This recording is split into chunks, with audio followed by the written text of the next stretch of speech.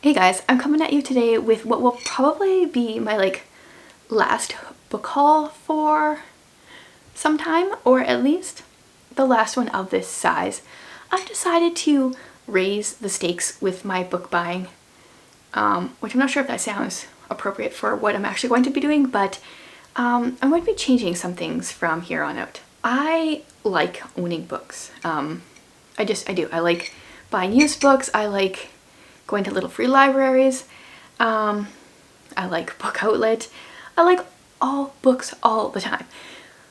But it's to the point now where, if you saw my TBR shelf video a while ago, I have a lot of books that I own that I haven't read, and I want to make sure I'm prioritizing them, especially the ones that I really want to get to.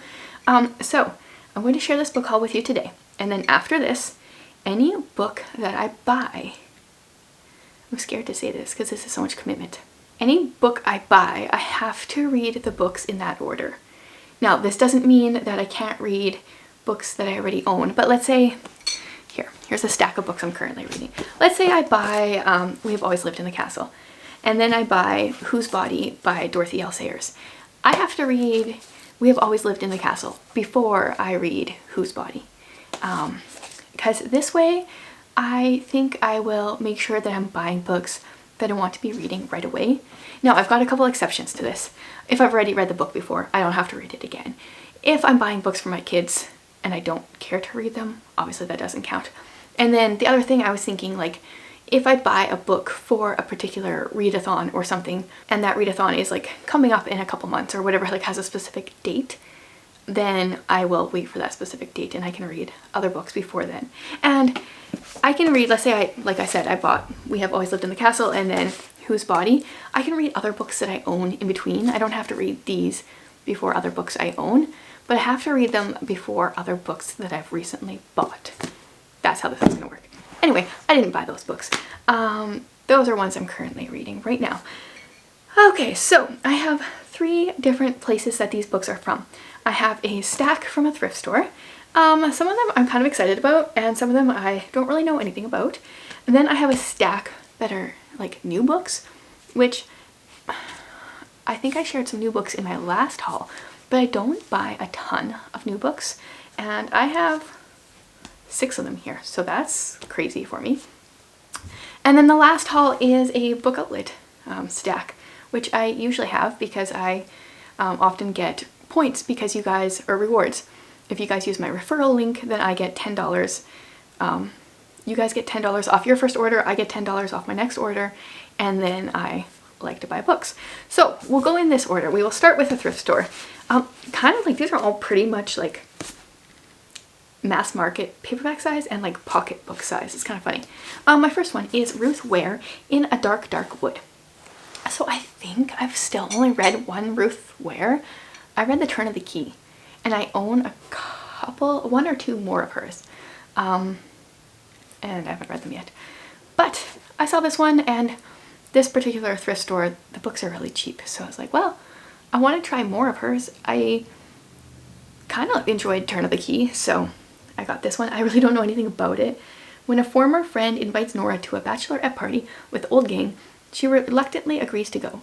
Not long after she arrives, a haunting realization creeps in. They're inside an eerie glass house. Are they being watched?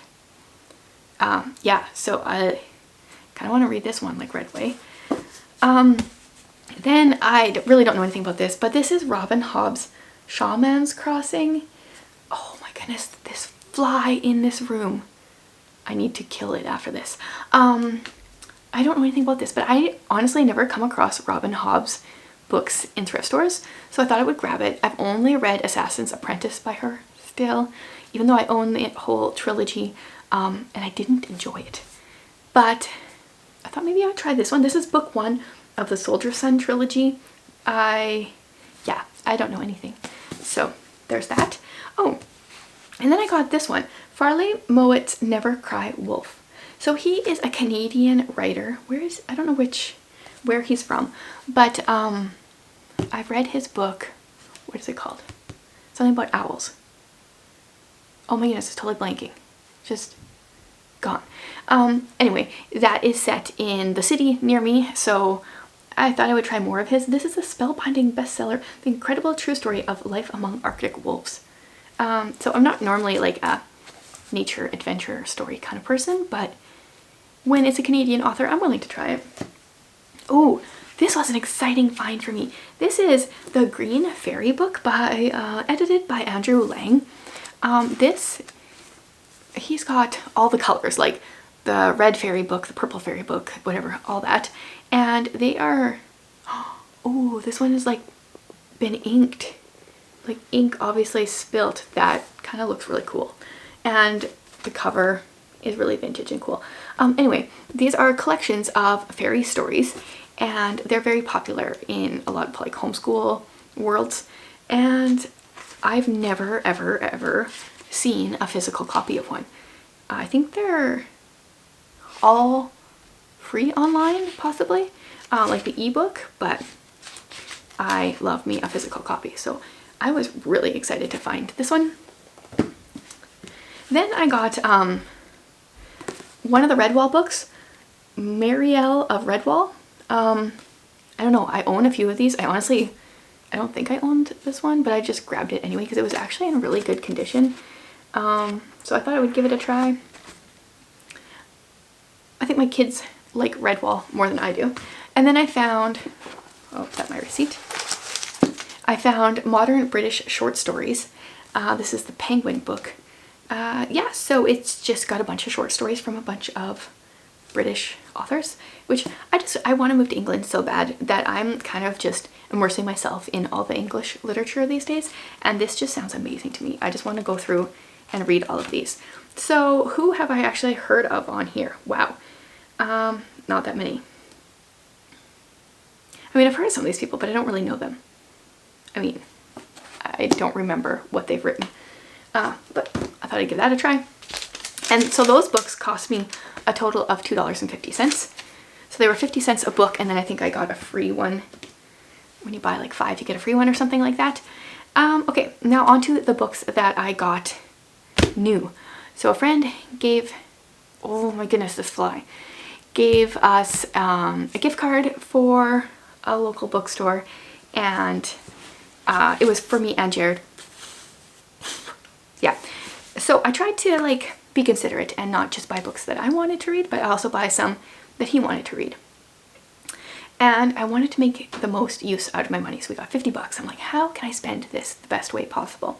And I managed to get 6 books. So, and I think I paid 30 or 50 cents on top of the gift card. So I think I did pretty good. So we'll start with the 3 that were like, not really for Jared. I got the 3 for 10 vintage books. So I got Jude the Obscure by Thomas Hardy. I think I actually have this in another edition as well. But thought I would grab this one. I haven't read any Thomas Hardy, but I'm like really wanting to read all the classics these days. Then I got The Moonstone by Wilkie Collins. Also know nothing about this, although a lot of people like Wilkie Collins. It's apparently described by T.S. Eliot as the first and greatest of English detective novels. I had no idea. And then I got The Turn of the Screw by Henry James, which I think is The Turn of the Key, which I just mentioned. I read that like last year, is kind of based off of this. It's a young governess is employed to look after 2 enchantingly beautiful orphans. But something eerie happens. So I'm kind of really excited about this one. Okay, and then they had, so those were $10. And then they had these books that were regular $10 to $15 that I think you buy 2 for $15. I don't know if my math is working here. Yeah, that makes sense. So these were like $15 a piece or $15 together. So I got Dune. Jared actually, he stole this and he's already like halfway through. But thankfully he hasn't, oh no, he did break the spine. That's unfortunate. He doesn't care about breaking spines. I, on the other hand, die a little inside when I see a broken spine. Although this one's really thick and I think you have to. So this is a classic sci-fi. Don't really actually know anything about it, but I think he's really enjoying it. So I grabbed that one. And then I grabbed Asimov's Foundation. I think this is the first novel in his science fiction series. So we'll see. I've actually been realizing that I really enjoy science fiction lately, way more than I thought. So there's that. And then the last book is actually, Jared's already read it, but he enjoyed it. I finally bought Elantris by Brandon Sanderson. So this book was $25. So I bought 5 books for $25, and then I bought this one for $25. But oh well. Yeah, Elantris. So this cover, I always say, gives me like Shrek vibes. Like this is like Fiona from Shrek, like 100%. So unfortunately I really don't like this cover, but I think this is in his Cosmere. If I know, I don't know anything about it. I was actually really tempted to buy Warbreaker because I really enjoyed that book, but they only had the mass market one, and I don't know, Sanderson books were, most of ours are bigger, so I wanted to stick with that. So those were my new books. And then my last stack is my book outlet stack. I ordered these after their site came back up after it was down for a while, and I got some variety here. So I got Agnes Grey by Anne Bronte. This is in the Macmillan something edition that I got North and South in recently. This is actually a very skinny book. It's smaller than I was expecting. So Anne Bronte wrote, what else did she write? Oh, she wrote The Tenant of Wildfell Hall. So I haven't read anything by her yet, but I've read stuff by Charlotte and Emily. So this would be my first Anne Bronte book. Then I got Nancy Mel's newest book, Nightfall. I think book 2 is on NetGalley. I don't think it's come out yet. I think this just came out earlier this year. Yeah, 2021. So this is like really new.